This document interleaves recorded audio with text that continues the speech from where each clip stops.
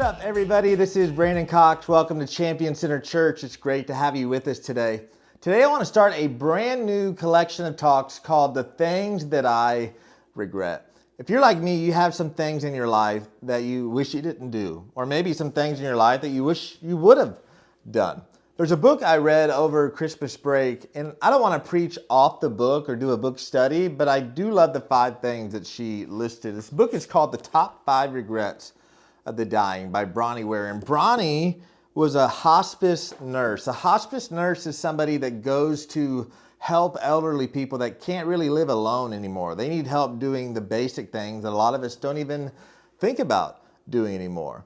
And she didn't do a survey or a study, but over and over as she helped scores of elderly people, she heard the top 5 regrets over and over again.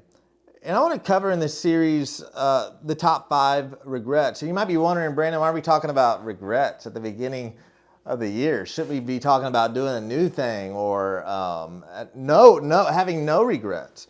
But stay with me here. I want to start with Solomon, the wisest man to ever live. And his final book he wrote was a book called Ecclesiastes.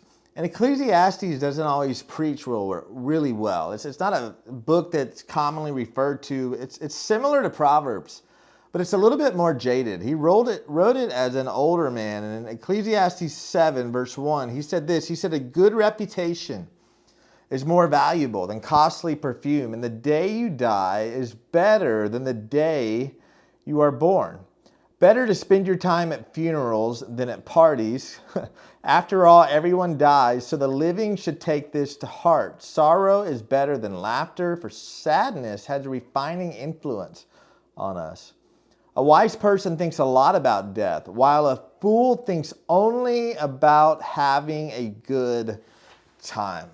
That last verse is kind of convicting because if you think about it, our normal tendency is to do the exact opposite of what Solomon just said. I don't know about you, but we want to have a good time. We want to throw a party and always have fun. And typically when we are thinking of things to do or things to eat or things to drink, we want to do things that cause a good time. But what Solomon is saying right here is that you also need to remember that one day all of this is going to end. So keep in mind your epitaph. What is an epitaph? It's what's going to be said about you when you're gone. It's what's on your tombstone. Keep in mind also what God has called you to be. You know you answer to God. You don't answer to other people. So what are the 5 regrets?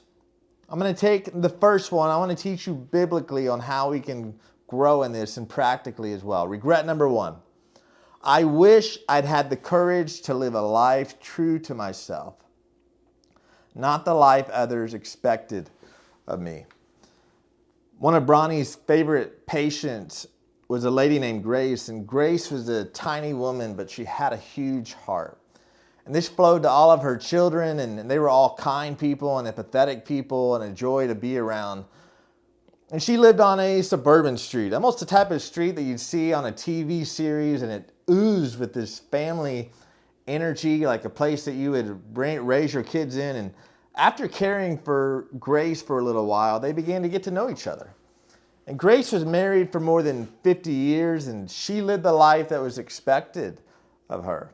And although everything looked great on the outside, she lived in a good neighborhood, been married for 50 years, had good kids. There was one thing that was off about her life, and a lot of people didn't know it, but her husband was a tyrant. And he ruled the family like a dictator, and he dictated everything that went on, and her life was really unpleasant. It didn't start out that way, but it was unpleasant for decades. And she felt like she couldn't do what she wanted to do, or what she dreamed of doing, or what she prayed to do. And she was stuck in this marriage that didn't have a lot of joy, and she felt like she was married to a dictator, and she dreamed of one day being independent, of traveling and not living under this, and just living a simple, happy life. And one day as she got older, her husband was older as well, and he was admitted to a nursing home when he was in his 80s. And she was still healthy and happy and mobile. And this sounds bad, but she was relieved because now she got to be who she wanted to be.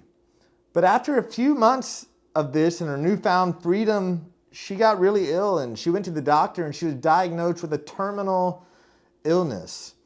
And what made this even more heartbreaking was the illness was caused by her husband's decades-long smoking habits.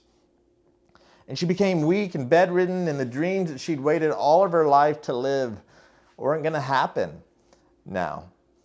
And often Grace would complain to Bronny. She said, "Why didn't I do what I wanted? Why did I let him rule me? Why wasn't I strong enough?" And she was angry with herself for not being courageous. And she wasn't the type of person that was a victim either. A lot of people didn't know that she was going through this, but her kids confirmed to Bronny that this is true. This is the way that she lived. And one day Grace turned to Bronny and she looked her in the eye and she said, "Don't let anyone stop you from doing what you want.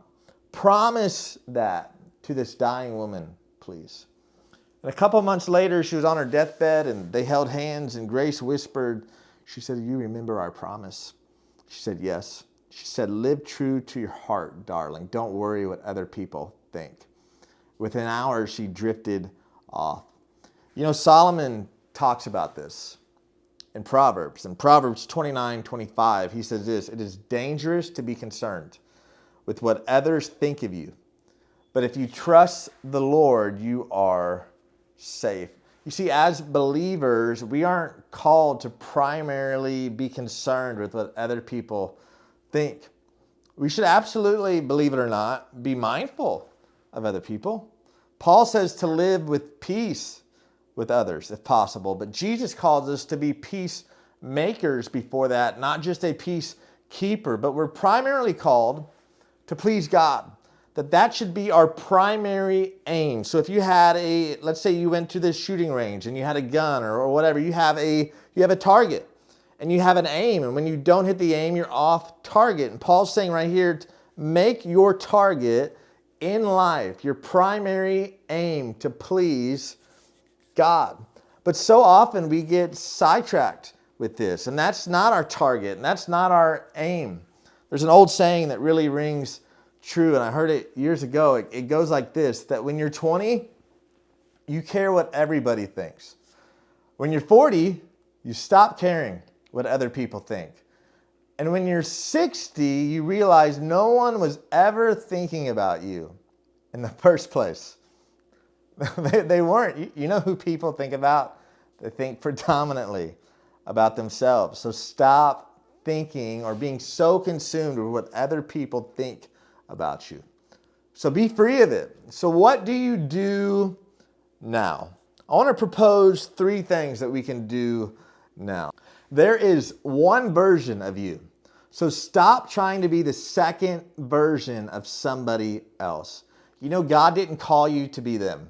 He called you to be you. In John 21, Jesus is having his last recorded meal with his disciples, and he's having breakfast. Don't you love breakfast? And they just finished breakfast, and Jesus is having some one-on-one time with Peter, and he's talking to him, and Jesus asks him the same question 3 times. He says, "Do you love me more than you love them?" And Peter's a little hurt, but Jesus starts talking about how the years are going to go by, and Peter's actually going to be crucified the way that Jesus was crucified. That he'll be a martyr because of his love for Jesus. That's why it's so important that he's asking him this question. But it's interesting because Peter accepts it. But then he turns and he points to another disciple, John, and he says, "What about him?" What about him? What's going to happen to him? And I love Jesus, and I love how straight on he is, and how he just kind of deadpans him. He's like, "What about him? If I want him to live till I come back, what is that to you?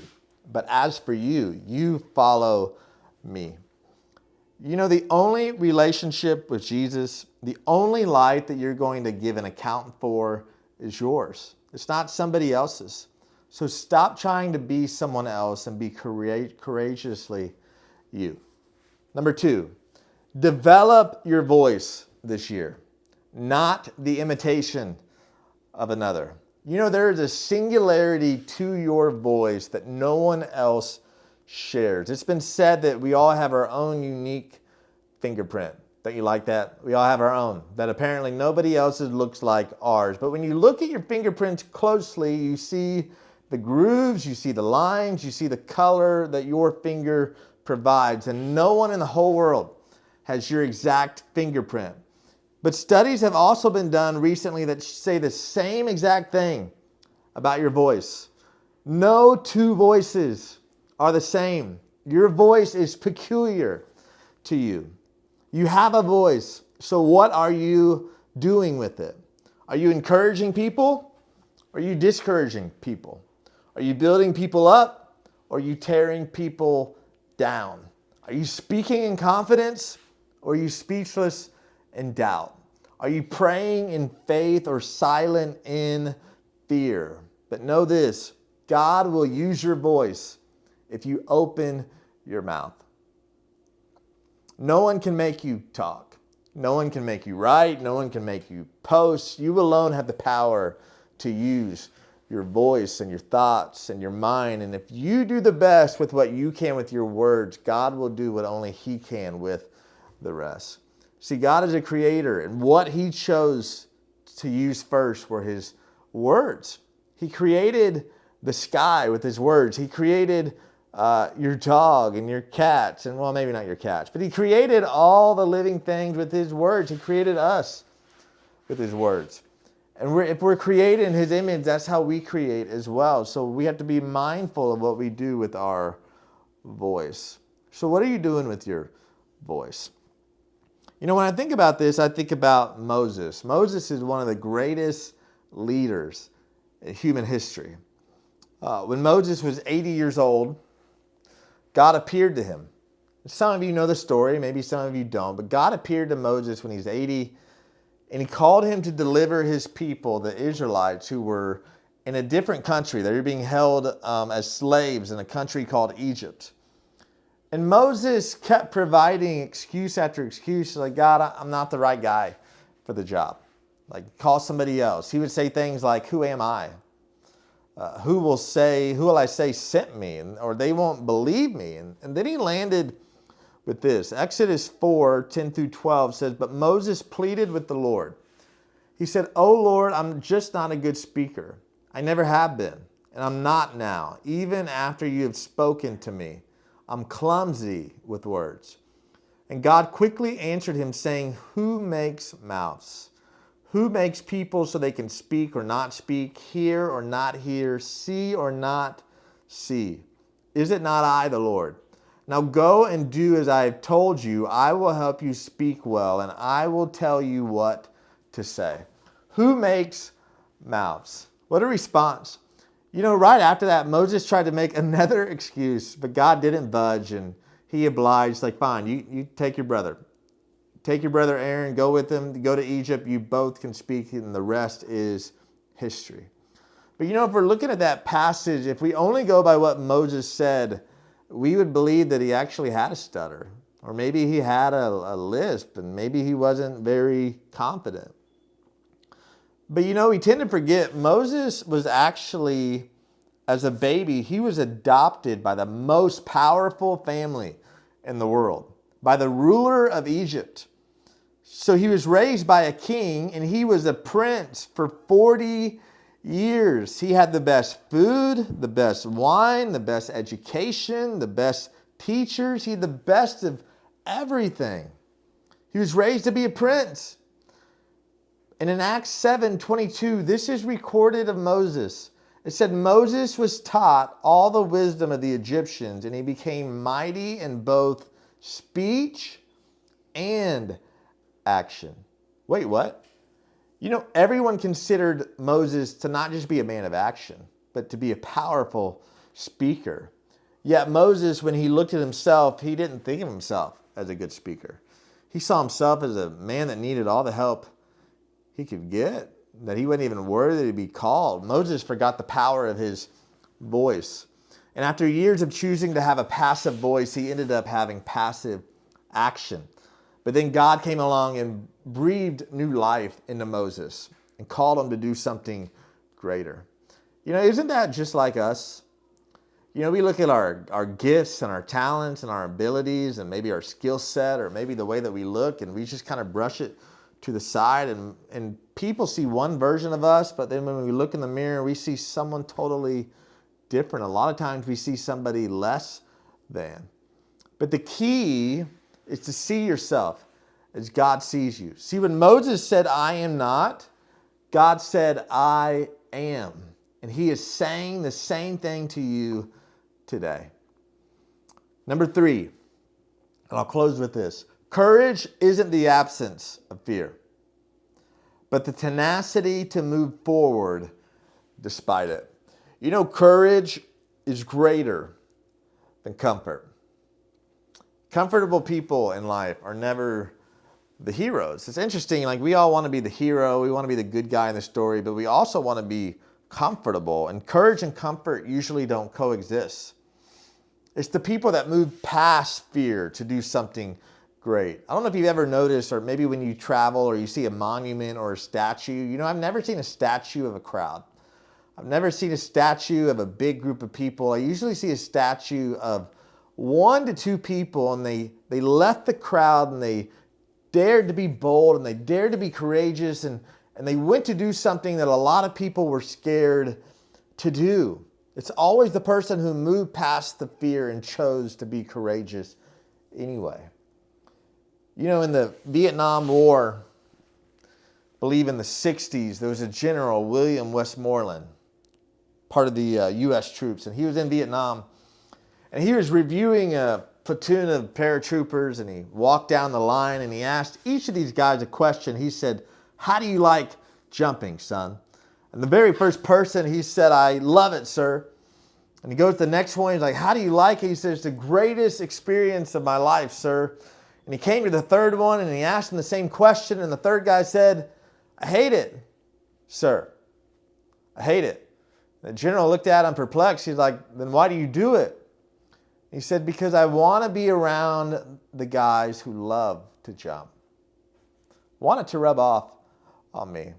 You know, if you want to be courageous, if you want to be a little bit more confident this year, if you want to walk in more faith, be around people that are faithful. Be around people that tend to take the risk, that show some confidence, and that will rub off on you.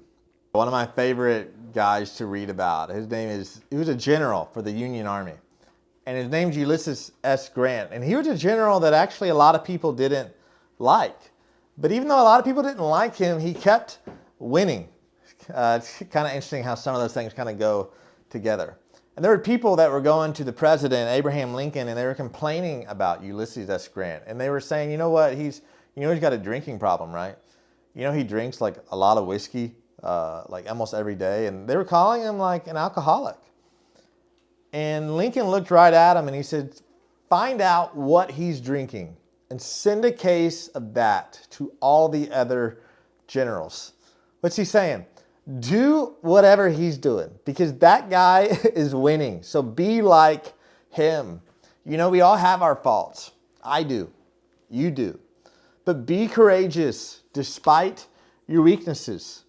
You know, it can be very tempting sometimes to not be courageous because you know how weak you are. And you know your sins and you know your faults and you know the things that you go through, the battles you go through that other people don't know about. It can be tempting to just kind of shut ourselves down, but I want to encourage you, be courageous despite your weaknesses or your vices, and some of them you're going to conquer, some of them you won't, but choose courage. I want to close with this. This is it's a piece of paper I have. You can see it's just a piece of paper, and I wrote on it, and I kind of write like a doctor, even though I'm not one, so even if I did this, you probably couldn't read it. But I wrote this, and on the top of the paper, I put the man that I want to be. And some of these things I am, and some of these things are not. But when I close my eyes, this is the person that I want to be. And they're characteristics, and one of them is about my relationship with God, and I write it in detail. Another one is that I'm a faithful husband to Angel, and I write my characteristics. And one of them says something that I'm not now, and it's that I'm a father. And another one says that I'm manly. And talked all the different characteristics that I put on there, that I want to be secure, I want to be strong, I want to be healthy, I want to stand up for truth. I want to take dominion. I want to provide. I want to be wise, brave, loving. Another one is pastor and writer and healthy. Why do I bring all this up? I want you to really evaluate, who do you want to be?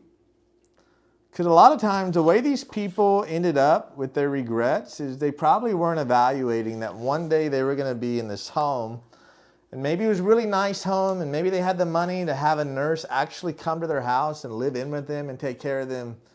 But they ended life with regrets. And I think because we don't think about regrets, we tend to end up one day with even more regrets. But the beautiful thing about what Solomon encourages and what this writer, Bronnie Ware, encourages is to self-examine your life and actually have a target. Because if you don't have a target for where you want to end up, you'll end up somewhere that you never intended to be. So I encourage you to write your list. Whether you're watching this and you're 20 or 30, maybe you're 50 or 70. If you don't have a target, you won't hit anything. But if you aim for the stars, and even if you miss the stars, you'll still land on the moon. And then once you have your list and you write it down, this is what I would love to see you do. Write your list. You don't need to share with anybody. This list is for you. The only person who's seen this list is my wife. And then measure your decisions, your goals, the career, the different things that you do or the places you visit.